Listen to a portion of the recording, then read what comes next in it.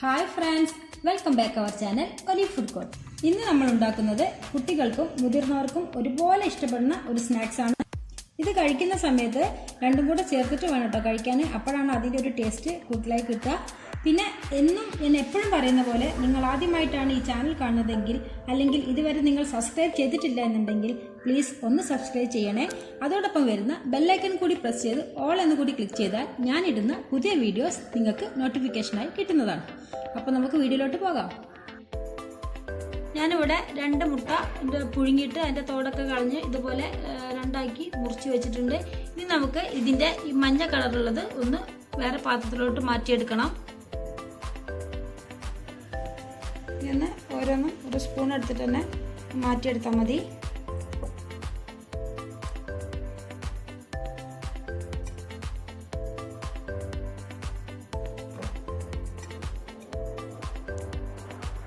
അപ്പോൾ ഞാൻ അതിൻ്റെ യെല്ലോ എല്ലാം മാറ്റി വെച്ചിട്ടുണ്ട്. ഇനി നമുക്ക് സ്പൂൺ വെച്ചിട്ട് തന്നെ ഒന്ന് ചെറുതാക്കി ഉടച്ചു കൊടുക്കണം.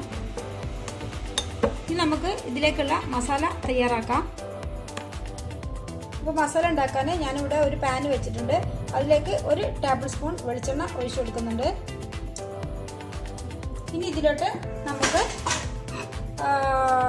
ഇത്രയും വെജിറ്റബിൾസ് ആണ് ഞാൻ എടുത്തിട്ടുള്ളത്. ഒരു 1/2 ടീസ്പൂണ് വെളുത്തുള്ളി ചെറുതായി അരിഞ്ഞത്, 1/2 ടീസ്പൂൺ ഇഞ്ചി ചെറുതായി അരിഞ്ഞത്, അതുപോലെ ഒരു പച്ചമുളക് ചെറുതായി അരിഞ്ഞത്, പിന്നെ ഒരു സവാള ചെറുതാക്കി അരിഞ്ഞത്, പിന്നെ കുറച്ച് മല്ലിയിലയും കരിവേപ്പിലയും കൂടെ ചെറുതായി അരിഞ്ഞതാണ്. ഇതിലേക്ക് ഞാൻ ആദ്യം ഇട്ട് കൊടുക്കുന്നത് നമ്മുടെ വെളുത്തുള്ളി ഇഞ്ചി കൂടെയാണ്. നമുക്ക് പച്ചമുളക് ഇട്ട് കൊടുക്കാം. ഇതിൻ്റെ മൂത്ത സ്മെല്ലൊന്നായി വരുന്ന സമയത്ത് നമുക്ക് ഇതിലേക്ക് ഉള്ളി ചേർത്ത് കൊടുക്കാം. അപ്പോൾ ഉള്ളിയെല്ലാം വെളുത്തുള്ളിയെല്ലാം നല്ല മൂത്ത സ്മെല്ല് വന്നിട്ടുണ്ട്. ഇനി അതിലേക്ക് ചെറുതാക്കി അരിഞ്ഞു വെച്ച ഉള്ളി ചേർത്ത് കൊടുക്കുകയാണ്. ഇനി നല്ലോണം ഒന്ന് വഴറ്റിയെടുക്കാം.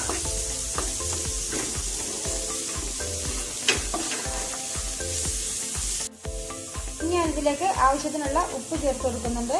ഇതിന് നല്ലോണം ഒന്ന് മിക്സ് ചെയ്തതിന് ശേഷം ഉള്ളി ഒന്ന് സോഫ്റ്റ് ആവാൻ വേണ്ടിയിട്ട് നമുക്ക് ഇതൊന്ന് അടച്ചു വെച്ച് 1 മിനിറ്റ് ഒന്ന് വേവിച്ചെടുക്കാം.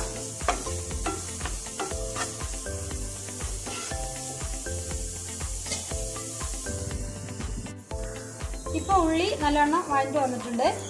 അപ്പോൾ ഈ ഉള്ളി കണ്ടാൽ നിങ്ങൾ വിചാരിക്കും ഇത്രയും ഉള്ളി മതിയാകും. നമുക്ക് ഇത്രയും ഉള്ളി മതിയാകും. കാരണം നമ്മളാകെ 2 മുട്ടയാണ് എടുത്തിട്ടുള്ളത്. അപ്പം 2 മുട്ട നമ്മൾ പകുതി വയ്ക്കുമ്പോൾ ആകെ മൊത്തം 4 മുട്ട ഉണ്ടാവുള്ളൂ. അപ്പോൾ ഇത് മതിയാവും. ഇനി ഇതിലേക്ക് നമുക്ക് മുട്ടയുടെ മഞ്ഞയും കൂടി ചേർക്കാനുള്ളതല്ലേ. അപ്പോൾ നമ്മുടെ മസാല കറക്റ്റ് ആയിരിക്കും. ഇനി നമുക്ക് ഇതിലേക്ക് കാൽ സ്പൂണ് കുരുമുളക് പൊടി ചേർത്ത് കൊടുക്കാം. ഇനി നമുക്കിതിലേക്ക് കുറച്ച് മഞ്ഞൾപ്പൊടിയും കൂടി അത്രയും അളവിൽ 1/4 ടീസ്പൂൺ അളവിൽ തന്നെ കുറച്ച് മഞ്ഞൾപ്പൊടിയും കൂടി ചേർത്ത് കൊടുക്കണം. ഇനി നല്ലോണം ഒന്ന് മിക്സ് ചെയ്യാം.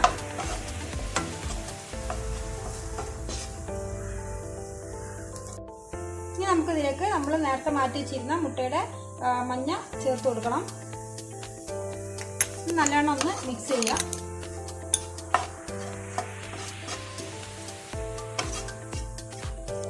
ഇനി ഇതിലേക്ക് നമുക്ക് മല്ലിയിലയും കൂടെ ചേർത്തിട്ട് ഫ്ലെയിം ഓഫ് ചെയ്യാം.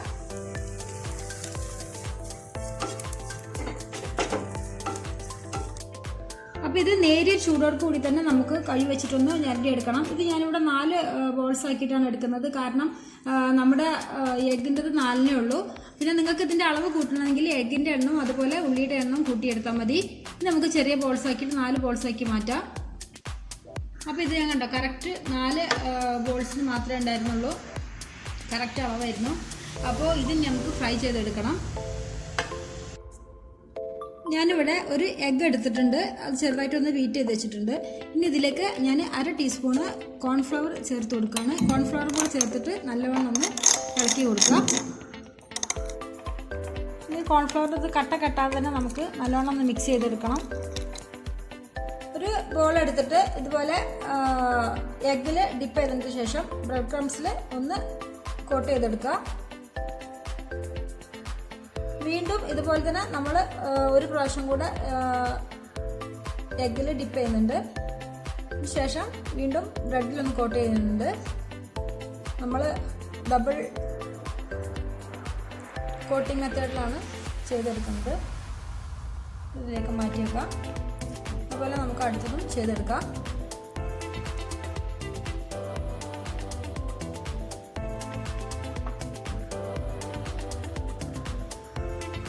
സമയത്ത് ജസ്റ്റ് ഒന്ന് ഇങ്ങനെ ഒന്ന് ഷേപ്പ് ചെയ്ത് കൊടുത്തോണ്ട്, എന്നാൽ പിന്നെ ആ ബ്രെഡ് ക്രംസ് ഒന്നും നമ്മൾ എണ്ണയിൽ പോകത്തില്ല. അപ്പോൾ ഈ നാല് ബോൾസ് ഞാൻ ഡബിൾ കോട്ടിംഗ് മെത്തേഡിൽ ഡിപ്പ് ചെയ്ത് വെച്ചിട്ടുണ്ട്. ഇനി ഇതുപോലെ തന്നെ നമുക്ക് എഗ്ഗിൻ്റെ ഈ വൈറ്റ് നമ്മൾ നേരത്തെ മാറ്റി വെച്ചിരുന്ന വൈറ്റ് ഇതുപോലെ ചെയ്യണം. പക്ഷേ ഇത് ഡബിൾ കോട്ടിംഗ് മെത്തേഡ് ചെയ്യേണ്ട, ഒറ്റ കോട്ടിംഗ് തന്നെ മതി. കാരണം ഈ മുട്ടയുടെ വൈറ്റ് നമുക്കിങ്ങനെ ഫ്രൈ ചെയ്തെടുക്കാൻ സമയത്ത് നമുക്ക് കാണണം.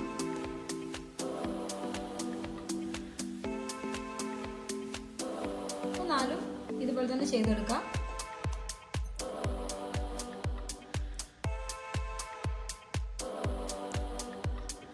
ഇപ്പം മുട്ടയുടെ വൈറ്റും ഞാൻ ഇതുപോലെ കോട്ട് ചെയ്തെടുത്തിട്ടുണ്ട്. ഇനി നമുക്കതൊന്ന് ഡീപ് ഫ്രൈ ചെയ്തെടുക്കാം.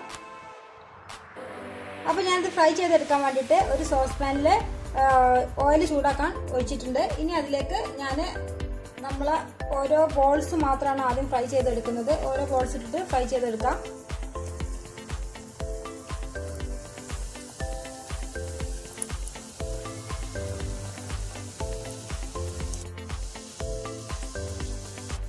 ഇപ്പോൾ ഇതൊരു ബ്രൗൺ കളർ ആയിട്ടുണ്ട്. ഇനി നമുക്ക് ഇതിൽ നിന്ന് എണ്ണയിൽ നിന്ന് കോരാം.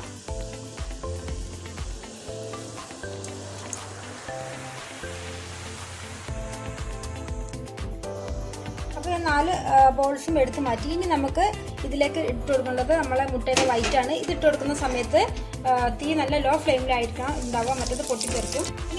ഇനി നമുക്കിത് കുറച്ചൊരു സേഫ്റ്റിക്ക് വേണ്ടിയിട്ട് നമുക്ക് മുഴുവനായിട്ട് കവർ ചെയ്യേണ്ട, ഒരു സൈഡ് മാത്രം കുറച്ചൊന്ന് ഓപ്പൺ ആക്കി വെച്ചിട്ട് നമുക്കൊന്ന് അടച്ചു വെക്കാം. അപ്പോൾ ഇതിവിടെ റെഡി ആയിട്ടുണ്ട്. ഇത് മറിച്ചിടേണ്ട ആവശ്യമൊന്നുമില്ല. മറിച്ചിടാണ്ട് തന്നെ നമുക്ക്, ഞാൻ പറഞ്ഞല്ലോ, കുറച്ച് വൈറ്റ് ആയിട്ടാണ് നമുക്ക് കാണേണ്ടത്. ഇനി നമുക്ക് ഇതിന് എണ്ണയിൽ നിന്ന് കോരി മാറ്റാം. അപ്പോൾ ഇതാ നമ്മുടെ അടിപൊളി ടേസ്റ്റോട് കൂടിയിട്ടുള്ള കിൻഡർ സർപ്രൈസ് ഇവിടെ റെഡി ആയിട്ടുണ്ട്. ഇതൊരു കിൻഡർ ജോയുടെ അതേ ഒരു ഇതിലാണ് ഉള്ളത്. ഞാൻ വേറെ ഒന്നും ചെയ്തിട്ടില്ല.